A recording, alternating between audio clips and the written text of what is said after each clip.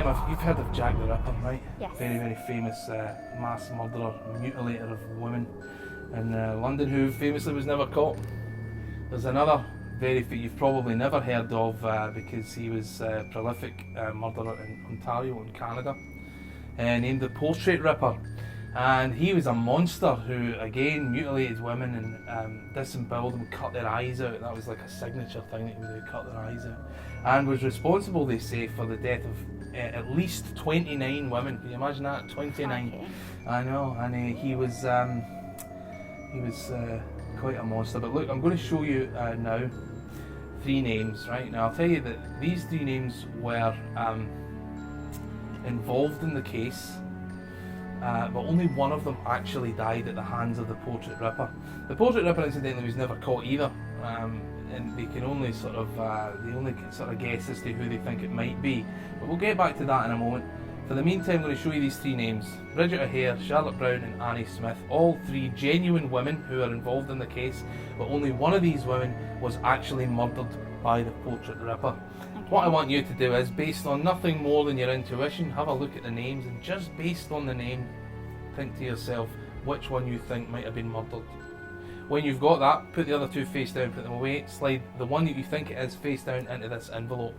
Okay. You can let me know. Well, I'll turn away, of course. And you can take your time and decide which one you think it was. Okay. It goes face down into the envelope. Yep. Okay, the other 2 are hidden away? Yep. Perfect.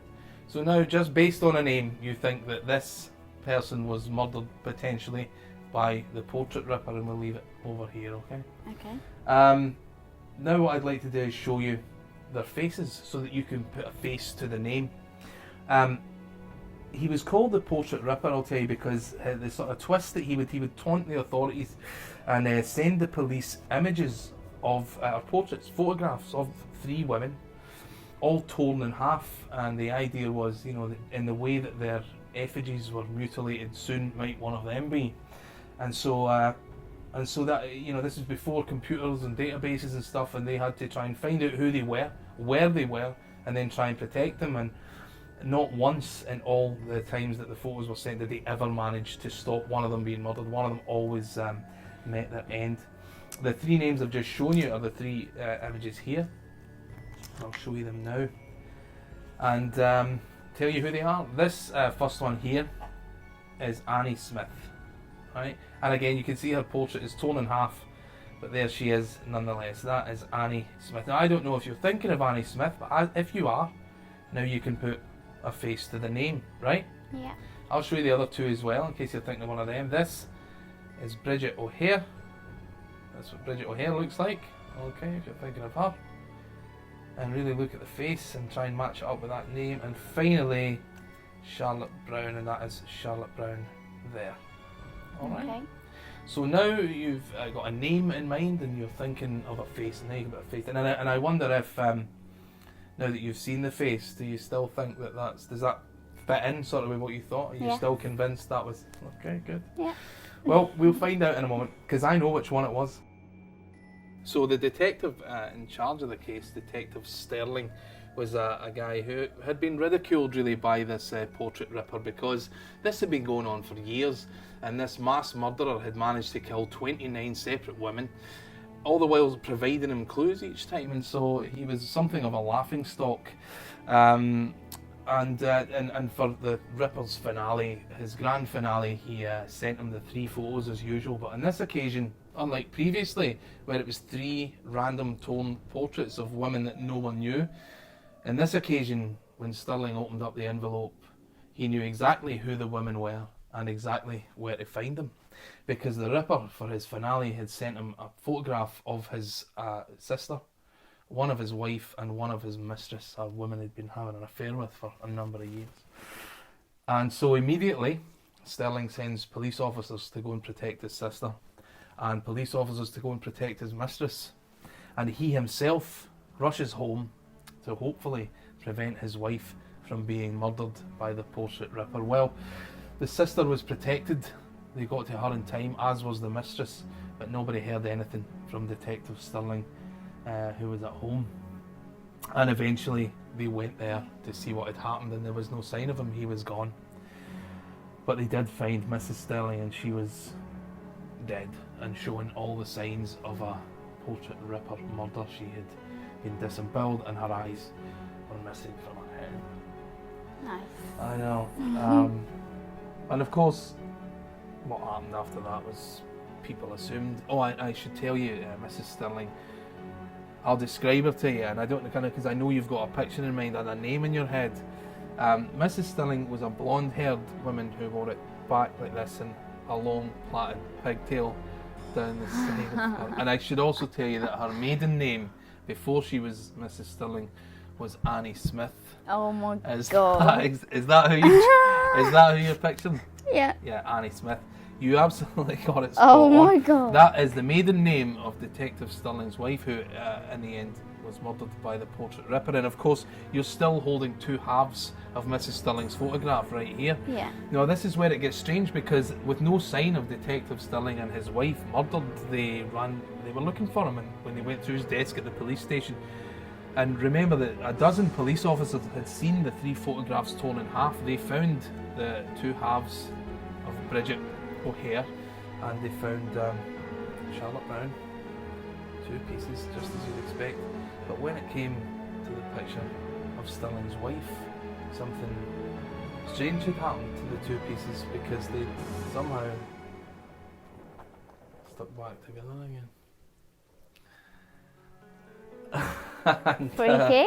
And so most people thought, with the disappearance of Detective Sterling and the fact that his wife had been slain and the fact that he had been going off the rails for quite some time, that perhaps all along it was actually him who was the ripper, the portrait ripper. And well, certainly, I mean, that's the way his wife would tell it. I mean, according to the photograph. If you turn it over, you see a little message there from Oh my god. a little message there from Annie Smith, who later became Mrs. Sterling. Till death do us part, eyes missing. That is horrible. Oh, that is really freaky.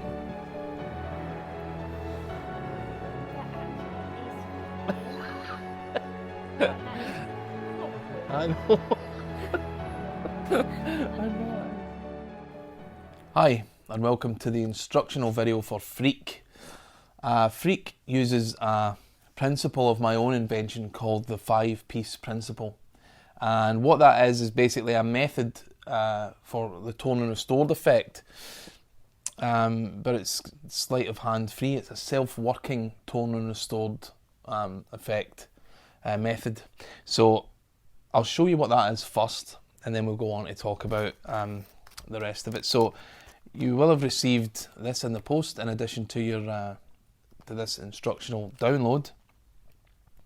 So we'll come back to this in a minute. Let me just show you what the how the principle works first. That's the envelope with the little cards in it. We'll come back to that. And here we have the photographs. Now here is the 5-piece principle. What it allows me to do is show you two halves of 3 pictures. All right, so here is 2 halves of the first picture. You can see that clearly matches up with that. That's 2 halves of 1 picture. Now I can turn it this way and show you 2 halves of a second picture. All right, that's pretty clear. They match up. That's 2 halves of that picture. And finally, I can show you 2 halves of this picture.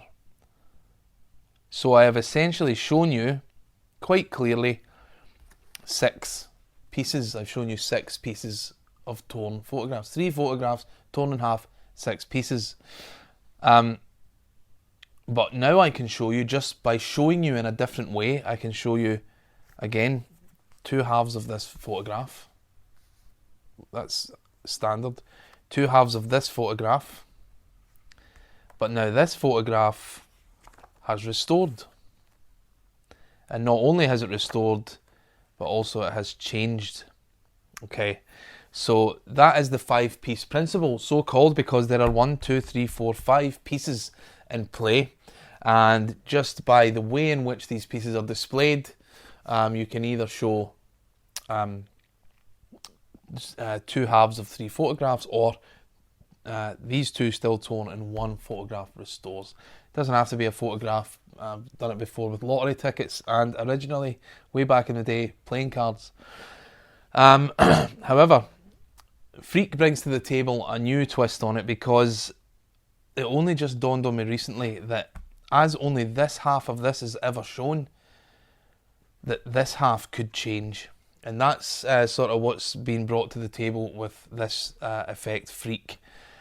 The fact that not only is the photograph going to restore, but it's also going to change, and that's only just dawned on me recently. I don't know why it took me so long to figure it out. But in case you don't know what's going on, the way it works is this whole photograph is displayed as half a photograph at the beginning, and this is double-sided. So I can show you two halves of this one, two halves of this one, and two halves of this one. And so that's it. That's the 5-piece principle, self-working method for a tone and restored effect. And of course, there's some handling and so on that we're going to go into in a moment. But first of all, let's talk about the preparation. You need to take your packet that you've received, and there's a little bit of preparation, so we'll look at that right now. Alright, so let's take a look at the little bit of preparation that you have to do. If you open up your packet, you're going to find inside some photographs, a brown envelope and some business cards.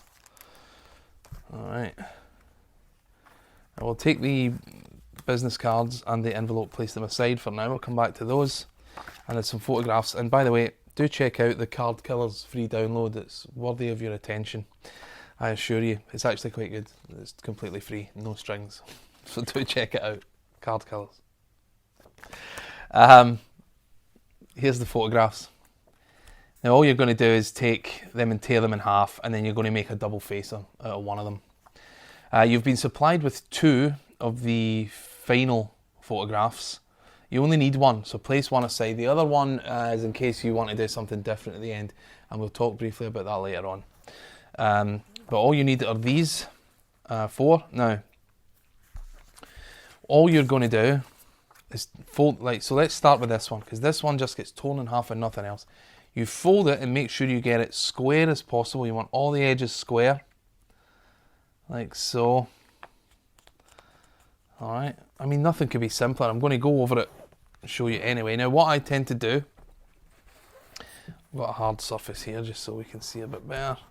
So I can lean as I'm folding it like this. Now, what I've done is I've folded it so that I've made sure all the edges and the edges are square, and I'm really creasing it, right, because I don't want to use scissors. I want to tear these photographs, but I want to tear them in a straight line. So it's vital that you make the creases really firm.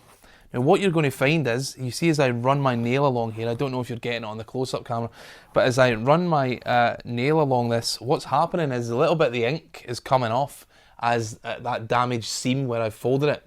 And that's a good thing, because the photograph that you fold in half that is going to act as one half of a photograph needs to look like it's torn along that edge, and that is effectively achieved just by continually creasing and folding like so. And eventually what's going to happen is, you can sort of see it here, if I just go along with my nail I can remove a little bit more ink, and what I'm able to do is create the illusion of a torn edge, while it's actually not, it's a folded edge. Alright, so that's somewhat important. So look, here's what I'm going to tell you. Here's how I tear the photographs in half without using scissors, and I want a straight line. And what I'm going to do is basically like you would an envelope, just very lightly along this folded edge. That little bit of moisture will make it split apart like butter. Watch this. Okay, so just like you would for an envelope. So very light little bit of moisture on there, and there it goes, perfectly in half. Alright, so that's the first one. Put that aside. Now you're going to repeat that with these 2. You're going to fold that in half and tear it just like that, and fold this one in half and tear it just like that. Now, when you're done, you're going to have 2 halves of this, and you're going to have this photograph, which will also be in half. You only take the upper half, throw the bottom half away. Alright, so it's just this half of this one. tear it in half the same way I showed you earlier, and glue with a glue stick or spray mount or whatever you've got to the other head side, creating a double-faced, literally double-faced, face on each side, a double-faced photograph, okay? And again, that's just a matter of tearing the photographs in half and sticking them together. Now, and of course that's going to be 2 halves of that photograph. For the bottom half of this one, you take the monstrous image of the same woman. It's the same picture, but her face has been made to look ghoulish. And you fold it in half. You don't tear this one, you just fold it. And again, you can see what I'm saying about this damaging it with your nail, and it sort of looks like a tear as opposed to just a fold. And that is effectively completes the gimmicks. You've got 2 halves of this photograph, although this is actually a whole photograph folded in half. This the bottom one, the top half of that is on the other side of here. That's 2 halves of that one. And of course you have this one, which is simply a photograph that's been torn in half. And that is how you prepare the photographs. Let me show you quickly how you set this up for performance. So you've got, on top is your double facer, all right, like that. Underneath that is the restored photograph, but of course you don't want this bit to be seen, so you're only using the lower half of it here, right? So that's what's next, double facer, restored photograph. Then I've got the lower half of the girl who's on the reverse of here, all right? So this lady's lower half is here next, but it's face down, all right? And then the 2 pieces of the other photograph also face down underneath like that. Very quickly again, double facer, restored photograph, other half of double facer, face down, and then the other 2 pieces of the final photograph also face down. And that's how you set them up. Okay, next up there's a little bit of preparation with the business cards and the envelope. If you take them out, you're going to see that the business cards are simply, white cards with a black border. Annie Smith, Bridget O'Hare and Charlotte Brown. There is a reason why they're named that way, and it is because it's Annie, Bridget and Charlotte is A, B, C. So I can give them an order in my mind. A, B, C, Annie, Bridget, Charlotte, A, B, C. So what you need to do now is mark these cards, and the way I do it is with a scalpel blade or a craft knife. This is by far the best way. You can use a sharp dinner knife, or it would need to be really sharp, mind you, or a scissor blade, alright? So what I'm going to do is I'm going to mark them in such a way. Now I'm going to give you close-ups of these so you can see what I'm talking about. What I've basically done is taken the scalpel blade and I've scratched a little bit of the black away. And in the case of Annie, which is A or 1, I've scratched 1 line, 1, and I've put it in all 4 corners, although you only need it in the lower left corner and the upper right corner. But I've put it in all 4 to give it a uniform appearance, right? You can choose to, if you choose to do that, that's up to you. And then let's look at B, Bridget. B being 2, and here I've scratched twice. So, and this scratching is very effective because of the type of design that the border's kind of rough looking edge. Then when you scratch a bit of the black ink away, it absolutely looks just like part of the design, which is great. So here I've got 2, and again 2 little lines scratched in, and again you'll see close-ups of this, so you'll be able to see this more clearly. And that is 2, B is 2, A 1, B 2, and then Charlotte C, I don't change it at all, so no marks in the corners. All right, so it's 1 line for A, 2 lines for B, and if you don't see any lines, that's the only other one, C, Charlotte. Now these marks are going to be red when the card is face down after they're in the envelope. So that means, of course, that despite the fact the envelope looks fine, there is actually a little hole down in this corner. So any card that is chosen at random and placed, of course, you hold the envelope open for them like this. They're going to slide it in face down like so. And then you close the and when I turn it over, see, I can see two little marks, 2 lines. Therefore, the card that's been placed in here is Bridget. Okay, and if we take it out, there she is, Bridget O'Hare. And that's how it's done. If it was this one, and I don't genuinely don't know the order that these are in, I turn it over, I see no marks. This is Charlotte. Okay, take it out, and sure enough, Charlotte. And so that is how it's done. It is a tiny little hole in the bottom of the envelope that is easily covered with your thumb. There's no heat on it anyway, I've got to tell you. And that's how they can randomly choose anyone when it's placed in the envelope. You can tell what it is through the hole. To make the little hole in the envelope, I simply put an old playing card or a bit of cardboard in there. You know, I feel sort of stupid telling you this, and of course I just go around with my scalpel and cut a tiny little square hole out of the corner of the envelope. And as long as these cards are placed face down when the envelope faces this way, you're always going to be able to read the mark in the corner, and that is how you know which name has been chosen.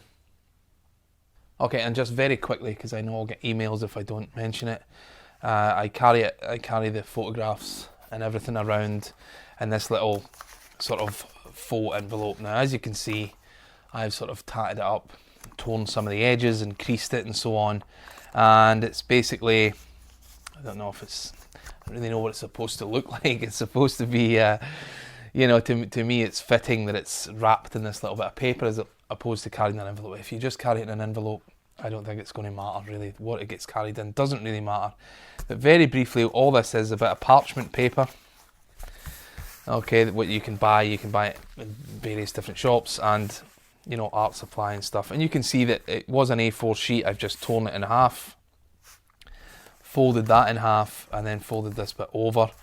And the little corners you make by, you know, it's originally like this, so you fold a corner over, you fold the corners over, and then you invert the corners, right, push them in the way, like an origami style fold, like that.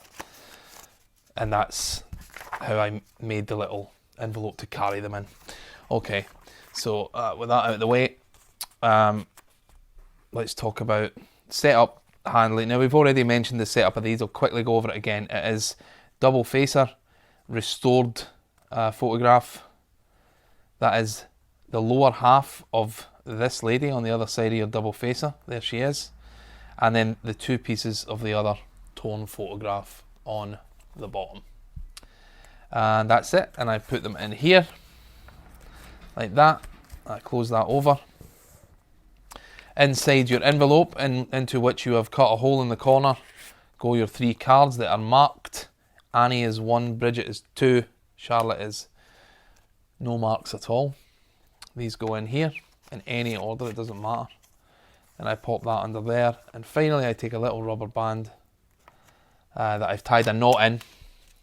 The only reason I've tied a knot is because I think, again, it's sort of fitting, I think. I mean, I don't know, I may be way off base here.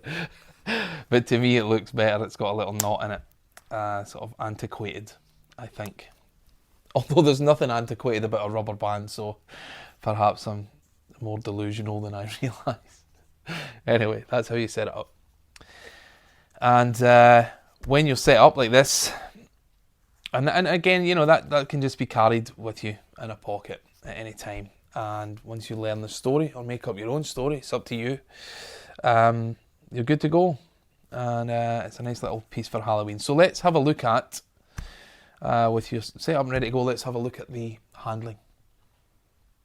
Alright, so let's talk about the handling for Freak. I say handling, it's really just a series of steps, because this is pretty much self-working, this effect. So you just really have to follow through, tell the story, or make up your own as you complete a series of actions, and it works on its own. But let's go through it. The story, as you know, is the story I tell is about the portrait ripper, who I claim is a Canadian serial killer. I choose to, obviously if you're in Canada, you're going to want to change that to a foreign country. The reason being that I think that if there was such a prolific serial killer in your home country, wherever you live, people would know about him. So I sort of tend to say that it's in a different country. Canada works well for me. It's just bearably believable, I think. So, but again, up to you, whatever the story you want to tell. Anyway, tell the story, and then you ask them to, just based on names alone. Now, remember, there's a little hole in this envelope. If you want to, you can flash the other side and keep the little hole covered. You can do that quite casually. It's a small hole, so you can keep it covered. Just don't draw too much attention to it, because you're running when you're not being chased. It's an envelope. Clearly, it's an envelope. That's all it is, you know. And you're going to ask them to think of one of the names, and they can take the cards, decide for themselves, and try and, using intuition alone, choose one of the names. So they're going to take one, and let's say they take Bridget. Okay, they look at the name Bridget O'Hare and they think that's sounds like a murder victim to me. So you're going to hold this envelope open for them while you're turned away like this, and they're going to make sure it's face down, otherwise you won't see the mark. And it goes in, and when it goes in, you've got a moment here. So what I say to them is, make sure the other two are hidden away, are face down and hidden away off to the side or whatever, in a pocket, something like that.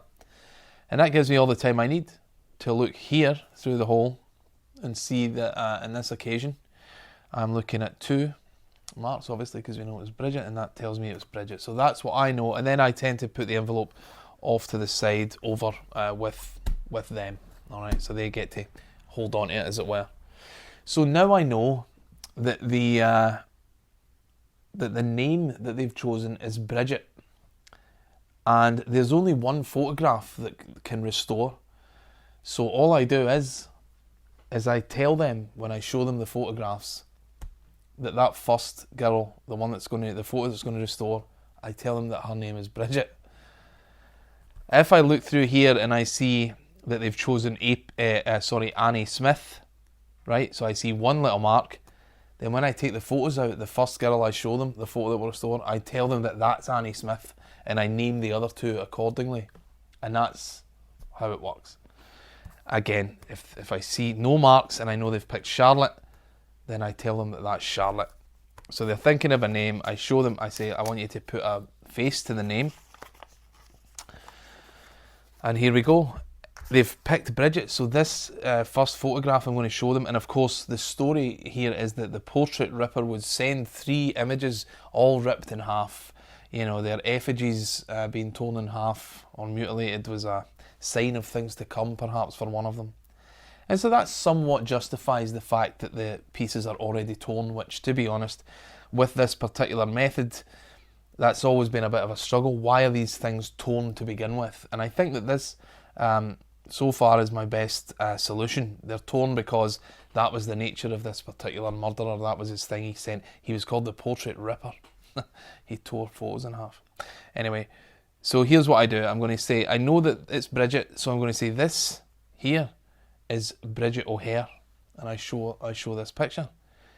So now this is the photo that will restore, of course, and change, and they're thinking of the name Bridget. So now they're thinking, and I say, look at her face and her hairstyle, and just try and get a feel for. I mean, if you're thinking of Bridget, then remember this face. And he is thinking of Bridget, but if I'd have seen Charlotte in the envelope, I'd be saying, this is Charlotte Brown, right? Have a look at Charlotte Brown. You understand? So no matter what, the one that they're thinking of will restore, because I know which one they're thinking of, and I name the restored photo accordingly. Okay, so the one thing I do here, one little adjustment, is after I've shown this double-faced piece goes underneath. So all I do there is I just literally push it under there. Nothing to it at all. Turn the whole stack over, and if I just named this one as Bridget, then I'm going to name this one as Annie. Say this is Annie Smith. 2 halves of that, and finally this is Charlotte Brown. Now, alright, so 2 halves of Charlotte Brown there, and I'm still holding these, right? So there's Annie,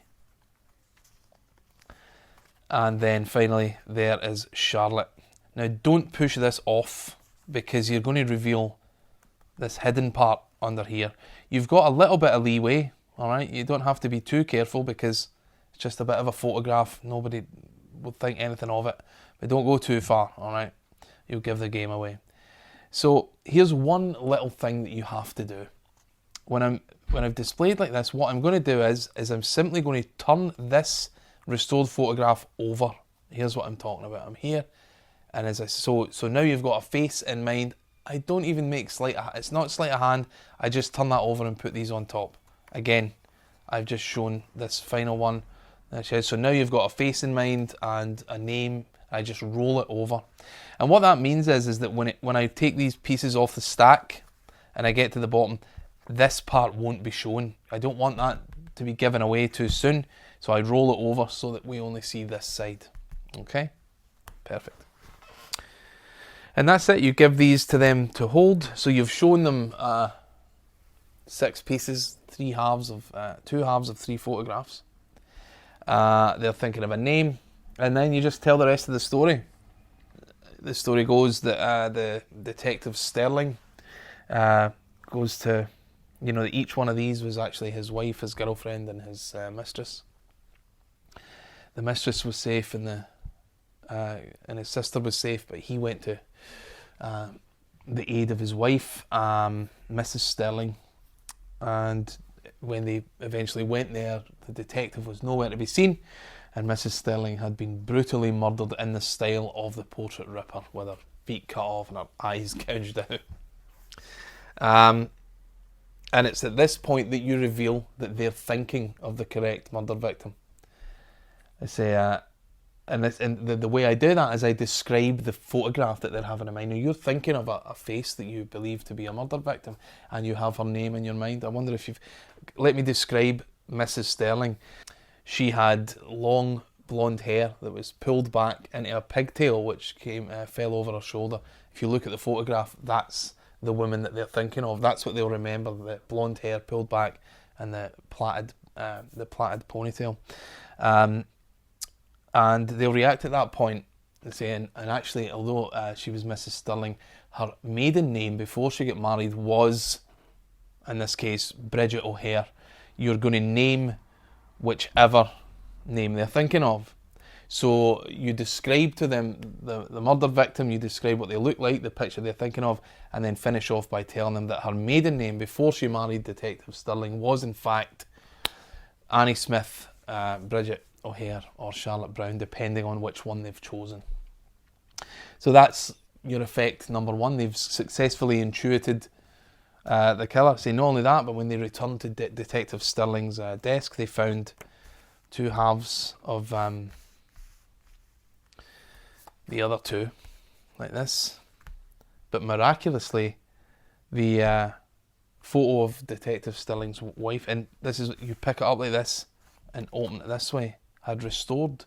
And now this photograph is restored in their hands, and you've not done anything. So this is a strong moment, this photograph restoring, because you fairly showed them all 3 photos torn in half, and now one of them is unmistakably back together, and they know that it's the one they're thinking of because they can see this bit of it, and then it's like this. And then for your finale, and of course most people thought after this event that the likelihood was that Detective Sterling himself was the Portrait Ripper, as he was never seen again and his wife was brutally murdered, or at least that's the way Mrs. Sterling would tell it, according to her photograph, that is. And so they will then turn over the photograph and find this, quite grotesque image, and it is the girl that they were thinking of, with the long plaited ponytail there coming down the side, but now her face is grotesque, and etched in the photograph there, "Till death do us part," which evokes wedding vows, which is to suggest that she is saying that her husband was the one who killed her, and that's it. So that is how it ends. Tone and restored, and a change, and they mentally intuit which one of the victims it was, and that is how you perform Freak. Okay, just a few final words here. You've been supplied with 2 images. That is the ghoulish image at the end.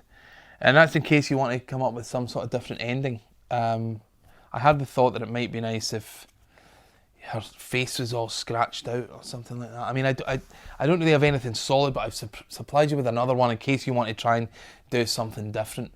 And incidentally, that leads me on to the fact that all of this stuff, all of these images are available as part of your download. So if you want to change the girl that it is, you know, or whatever, you do your own Photoshop, maybe you want to change the way, or maybe you want to change the text or whatever it is, you can do all that stuff if you're proficient on computers, in Photoshop or whatever. And you can print off as many as you like if you want to change the size, if you want to do whatever. What I'm saying is, what I've supplied you with is will get you started right out the box. But should you want to make changes or do it your own way or whatever it is you want to do, all the artwork has been provided, so you can do that, you know, if you like. And I think that is about it. Yeah, and also, just very quickly, I've done a few things with this 5-piece principle, the tone restored thing, and I think there's more to be done. And certainly I'm happy with my latest sort of leap forward, which is the realization that half this photo can change. I think that's a big deal, and probably requires a bit more exploration, because I'm pretty sure there's other stuff that can be done, because I think it's good. I think as a self-working thing, it's really good and allows you to focus on the story. The story, by the way, that I tell is also included in your download should you want to, you know, learn all the details of that. I've written that down for you if you want to learn it, but again, you might want to make up your own story, or, you know, do whatever you like, but it is there should you wish to read it. I think that just about covers everything. Thank you for purchasing Freak. If you haven't stopped by my website, please do. It's www.full52.com. My name is Dave Forrest, and I'll see you next time.